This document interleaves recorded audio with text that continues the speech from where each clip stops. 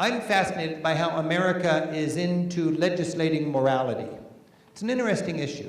We're all moral people. Everybody in this room is moral, but I bet there's not two moralities that are exactly the same in here. It's all a little bit different depending on your life view, your life experience. We all are moral. Who can make a law to say one person's moral and one's not? Now, Europe takes it to quite an extreme. They don't believe that you can legislate morality.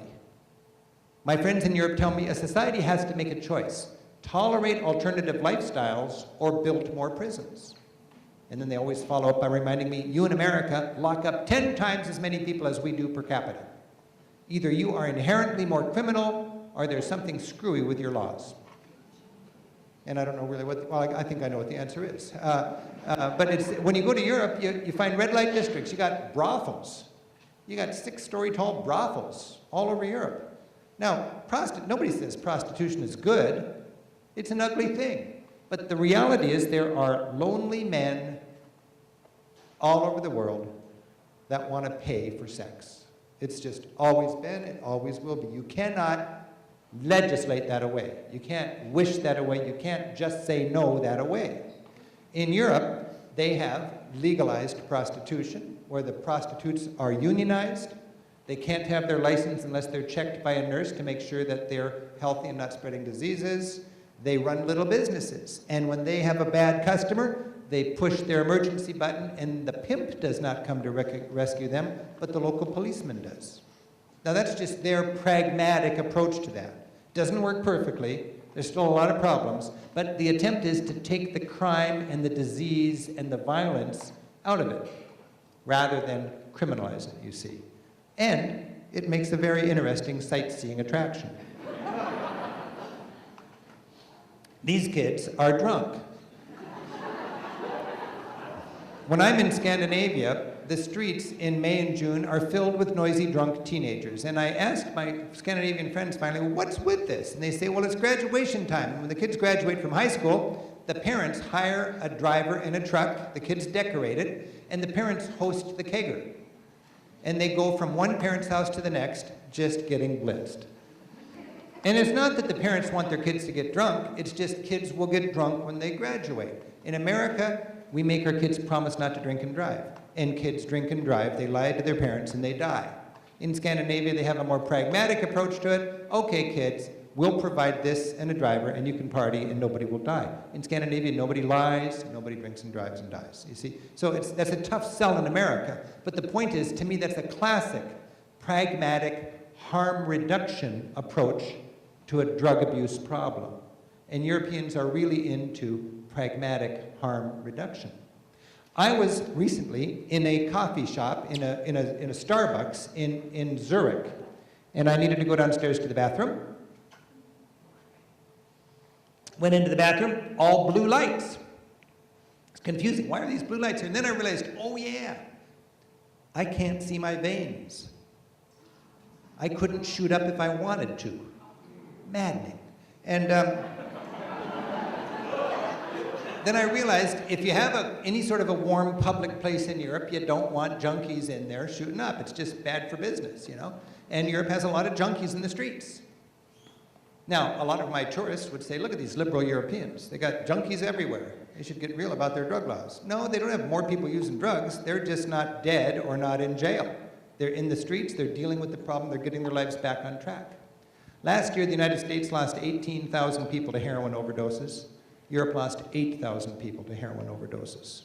We have two different ways of dealing with that problem. In Europe, drug abuse is a serious issue. People are not pro-drugs in Europe any more than they are here in the United States. They just take the crime out of the equation and like to deal with it as a health problem and an education challenge.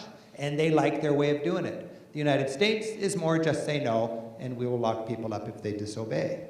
It doesn't work very well from a European perspective.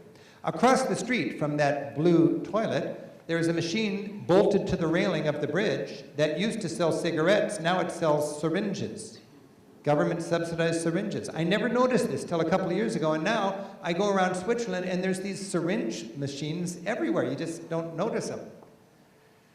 But nobody is passing needles around, and there's no disease associated with needle drug use in Switzerland. because they have this progressive harm reduction approach to a persistent problem.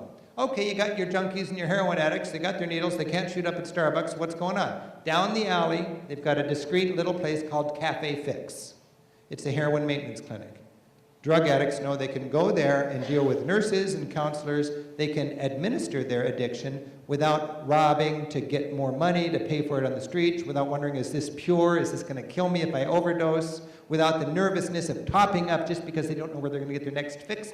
They've got their fix. It's free, it's safe as it can be, it's with medical help and counseling, so these people can then get themselves back on their tracks and back in the workforce. I don't think anybody wants to be a wasted needle addict, and in Europe, they're dealing with it that way. I find it really, really interesting to learn about that, especially when you consider the frustration that America is having when it comes to dealing with drug abuse problems. Now, of course, the big issue in discussion in the United States these days is marijuana. How do you deal with the marijuana problem?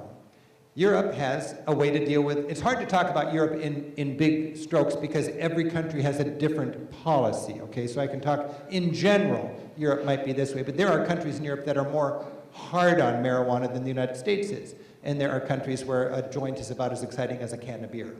For 25 years in the Netherlands, they've not arrested people for smoking marijuana. It's been decriminalized. It would be legal, except that if you legalize it, you get into a trade war with the United States. My friends in Denmark tell me, be careful with marijuana. Every year we have to arrest a couple of people on marijuana charges so we can maintain our favored trade status with the United States of America. That's my country. In the Netherlands, you've got a coffee shop. It's, you know, it's a big business. Anybody who wants to smoke marijuana goes to a coffee shop. And a lot of people say, well, in the United States, isn't that going to like open the floodgates and everybody's going to be smoking pot? They've had a 25-year experience with letting marijuana be sold in pubs legally, and use has not gone up. As a matter of fact, the Dutch people, by everybody's assessment, our governments and their governments smoke half what we do per capita.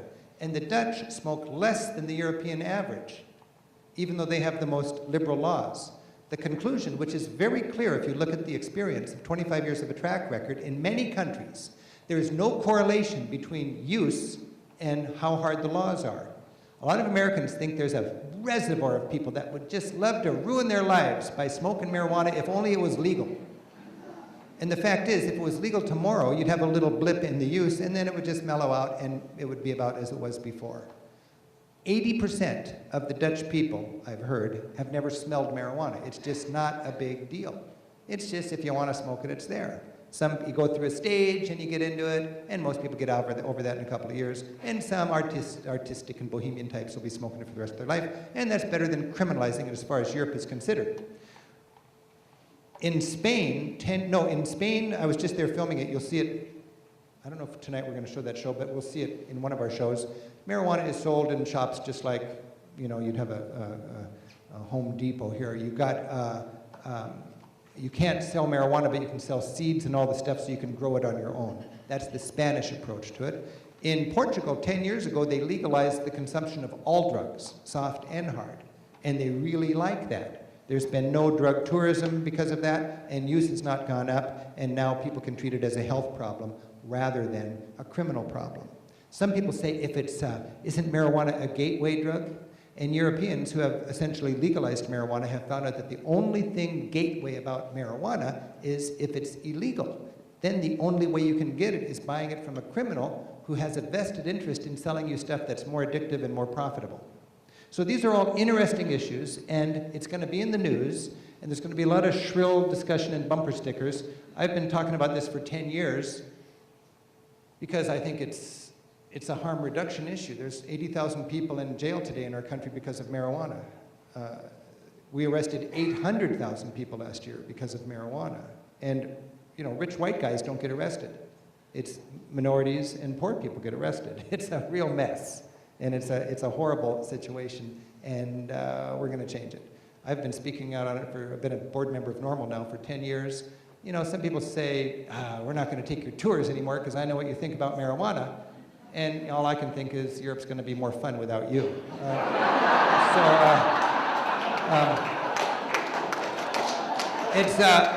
I have to go to these coffee shops in Amsterdam just because it's in my guidebook and I have to update the material. And you know, a lot of people wonder, okay, if it's illegal, aren't they going to be selling it to kids and everything? Nobody. I've never met anybody that wants to make marijuana legal for minors. You know, it's an adult activity.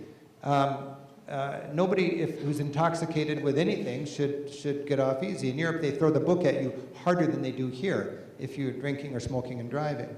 Aren't they going to be advertising marijuana? No, they're not. You go into a coffee shop, and this is what I do when I research a book. I go into a place, whatever it is. In the case of a coffee shop, I'm thinking like a tourist. What do I do now? And how do I spend my money? There's no indication of what I can buy.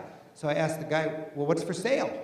And he says, well, because of our laws, I can't tell you what's for sale. You have to push that button. And I push a button, and as long as I hold it down, a light is turned on, and it illuminates the menu. But you see, this is sort of a legal splitting hair thing, but they've got a law that says you can't advertise it, you can't push it on people. I have to take the initiative to push the button, and as long as I hold it down, I can read what's for sale. So it's a fun issue that people deal with, and you know, it's essentially legal. You can get whatever kind of joint you like anywhere in the Netherlands. What I've learned about drug policy is not from talking to a bunch of heads, but from talking to, you know, policemen and judges and people who are concerned about this in policy areas, and it's a fascinating area to study. If you want to learn more about it, you can just Google me, Rick Steves, and marijuana and get more than you'll ever realize.